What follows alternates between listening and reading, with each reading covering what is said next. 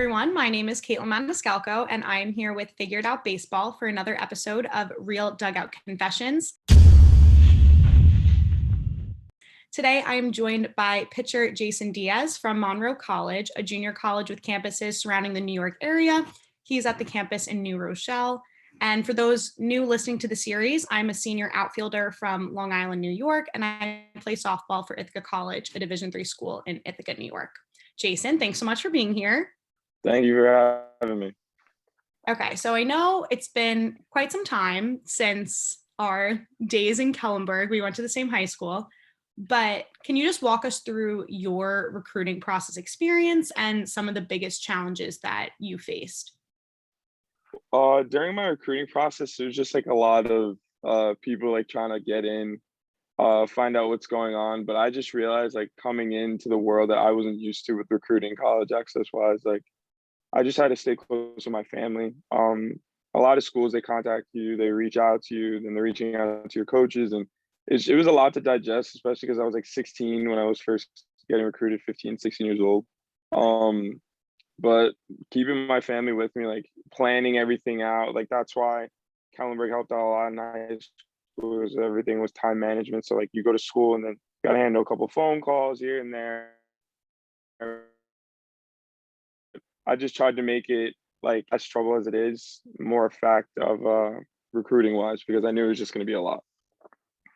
Because you were so young, did you think there was a lot of pressure to kind of get on top of that early and talk to a lot of college coaches? Because you said you were like 15, 16 years old. I feel like that's kind of on the younger end. Yeah.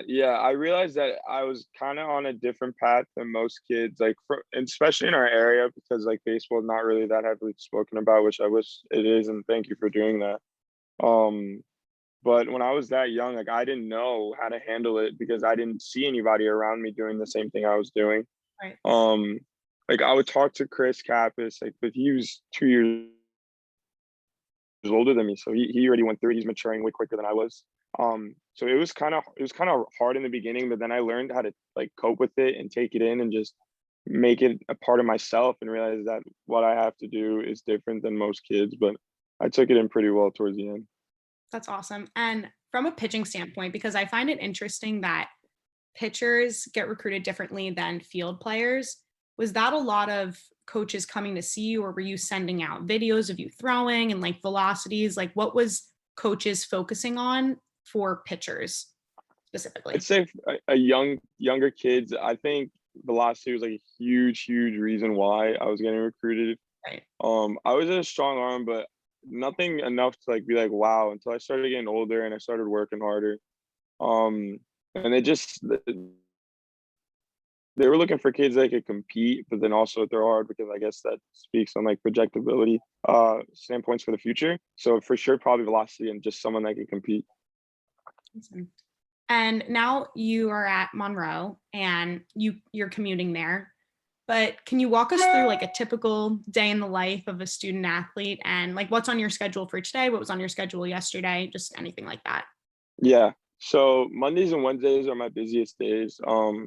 Wake up, got class at 9 to 10:30, then another class from 10:40 to 12:10, and then another class from 12:20 to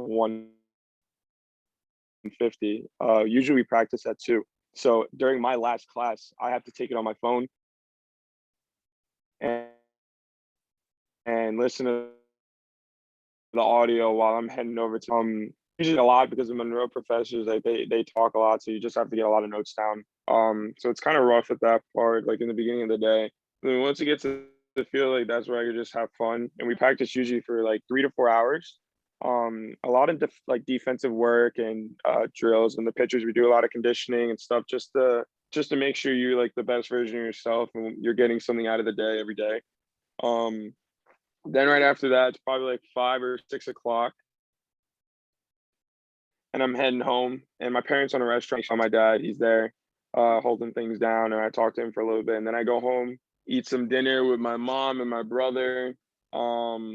Then I'm back on another class at 7:55 to 9:25. Sometimes like if I ever were to have like a class like cancellation, like the professor said like we'll have class next time, not today, I'll try to go work out. It's hard to like kind of fit it in. But usually I do, like, if I were to go work out for like an hour and a half, just to make sure like the body's intact. Right. But yeah, those are like my busiest days, probably Mondays. Those are my Monday and Wednesday is my busiest day. So that would be like the most jam-packed stuff. Wow, you seem to be you're literally put like every hour you have something. That's crazy. Yeah, and that, like, the way they schedule things, like Fridays, no one has classes. So like today's the day where I could just like kind of relax and like catch up on work if I have to do. And we have a game later. So that is another reason why like Fridays are probably a lot of game days too. Right. But it's usually just a day that I could just like take in. Do you find commuting difficult? Because I haven't interviewed anyone that commutes to school and plays a sport. And I think that's awesome because I know even for me personally, there are a lot of times like I'm missing my family and I just love to see them on the weekends. And I go to school 4 hours away. So that's kind of rough. But do you think it's hard to still be close with your team and be close with your teammates while commuting? Or do you think it still works out well? I can see like at a lot of schools it being really hard to commute like and still get along with everyone and just like be in the loop. Yeah. At Monroe, they do a really good job. Like if after games, like we'll get dinner together or we'll eat something, and then the bus rides. Like we went to Niagara last week. Oh, It was nice. like a six. It was like a 6 hour bus drive, 7 hour bus drive. But I didn't feel like I was out of the loop. Like I sat with everyone, kept communication with everyone, just joking around, like being guys, being the team thing. So at Monroe, they do a really good job of like if you're not there, you're still there. Like you're still with the guys, even if I'm sleeping 30 minutes away from them at night.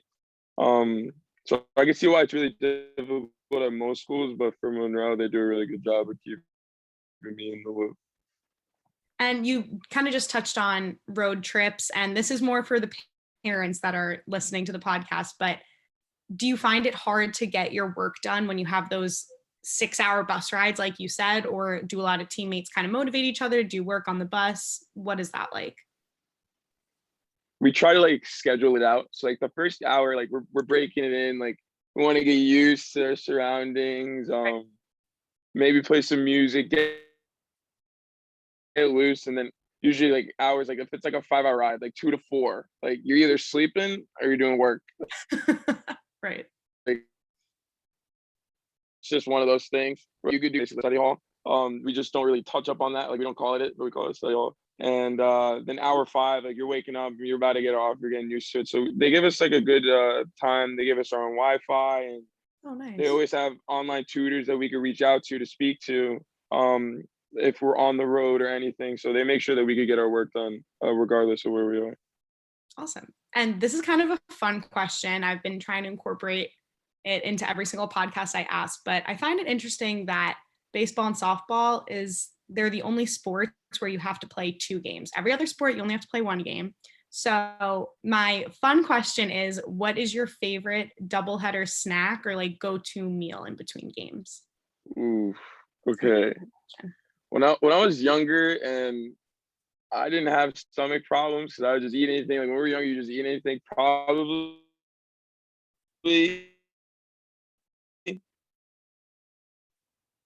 like a nice ham and Gatorade, or like a big like someone, or she'd grab me something from like a deli. Now, probably realizing like I can't eat as much because I'm doing a lot more work, so I can't be as stuffed. Right. Probably like Cheez-Its. I like Cheez-Its. I wasn't crazy about them, but starting to like them now. Or gummy bears, something to keep me sweet, like going on, or seeds. I could eat seeds like all day, so I might just grab like a whole bag of David seeds and eat them between the game, and I'll be full. I don't know how, but So, yeah, no, I I love know. I'll make it work. Like I don't know how. Yeah, his favorite in between, just all the seeds. It's fine. Well, that's what we'll give to you. That's awesome. yeah. And kind of just to wrap things up, 2 last questions. Any advice that you would give to someone that wants to play at the collegiate level, doesn't matter what level or any division? And then the second part would be advice that you would give to parents whose son wants to play. So with that, I'd probably say to take your time. Um, don't rush into anything. I know a lot of coaches that they would offer you or They tell you they're interested in you, and then they'll be like, "But we have a short period of time that we can make this happen." Right. And if it comes to that, like a coach that really wants you, like they'll give you your time. They understand that not everything needs to be rushed, and that you're just trying to make the best decision for yourself, because it's not just baseball. It's also school. Like that's going to be on your resume when you're applying for a job, because baseball always doesn't work out. So you got to be like you got to be really selective on who you're picking to go to, and don't rush into it. And then the parent side, probably just know your son or daughter's worth. Like when softball recruiting or baseball recruiting, like know their worth. I know a lot of kids. Like I play with a lot of kids that they just go D1, D1, D1. Like that's all they want. And they're a really good ball player, but it doesn't pan out because there's just guys that are better than them, or guys that work harder. They just do different things better that they can't do physically or mentally. That if they went to a D2, they would strive. And there's a lot of good D2s and NAIAs and D3s and JUCOs that I've seen kids from all levels that could be in the big leagues. And it's pretty crazy how that works. But yeah, to just know your kid's worth, like know that they don't always have to go to a D1. And if they can, that's amazing. Good thing in the where you're not sure, see where they're most comfortable at, and then see if they can handle that type of competition. Right. I think just touching on that, especially the Division 1 thing, I think a lot of people have that in their mindset and they don't understand the actual day in and day out work and dedication that goes into the school. And as you mentioned, even going like D2 or D3, there's plenty of other schools that you can look at and not have that rigorous schedule and still play really competitive teams. And I Yeah. think, right, like a lot of people have that mindset, oh, if I don't go D1, if I don't go D1, how do you think that you can kind of get out of that and look specifically at the school as opposed to looking at the division? A lot of it is like the aspect, like the coaching side of it. I Right. think if you could go somewhere where you could trust someone and have that connection, like I played with so many kids when I was younger that were like considered like top in the country, like USA and all that stuff, and they went to D3s, D2s,